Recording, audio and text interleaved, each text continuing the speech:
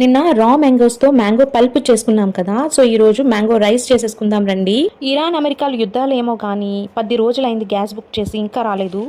ఇదిగోండి, ఫస్ట్ అయితే induction stove మీద బాండి పెట్టేసుకుని కొంచెం ఆయిల్ వేసుకోవాలి. తర్వాత జీలకర్ర, ఆవాలు వేసుకున్నాను. అందులోనే కొంచెం ఎక్కువ పలుకులు, జీడిపప్పు, పచ్చెనపప్పు, తర్వాత మినపప్పు వేసేసుకోవాలి. తర్వాత ఎండుమిర్చి కూడా వేసేసాను. దాంట్లోనే కొద్దిసేపు బాగా తిప్పేసుకున్న తర్వాత వెంటనే పచ్చిమిర్చి, కరివేపాకు కూడా వేసేసుకోవాలి.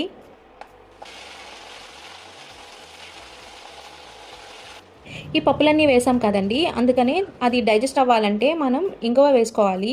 సో ఇంగువ వేసుకోవడం వల్ల ఏంటంటే మనకి బాగా డైజెషన్ కూడా అవుతుంది, మంచి స్మెల్ కూడా వస్తుంది. ఇదిగోండి, నిన్న నేను రా మ్యాంగో పల్ప్ చేశాను కదా, అది స్టోర్ చేసుకుని ఉంచుకున్నా, ఫ్రిడ్జ్లో పెట్టుకున్నా. అది ఇప్పుడు దీంట్లో వేసేయాలి. తాలింపులోని కొంచెం లాస్ట్లో ఉప్పు వేసుకుని, తర్వాత పసుపు కూడా కలుపుకొని బాగా కలిపేసుకుని దగ్గర వరకు కలిపేసుకున్న తర్వాత ఏంటంటే రైస్లో మిక్స్ చేసేసుకోవాలి. నాకు మధ్యాహ్నం మిగిలిన రైస్ ఉందనమాట. సో ఇది నేను ఈవినింగ్ ప్రిపేర్ చేసుకున్నాను, అంటే నైట్ డిన్నర్కి. నా కష్టాలన్నీ తీరాలని, తొందరగా గ్యాస్ రావాలని కోరుకుంటూ thank you for watching. Bye bye.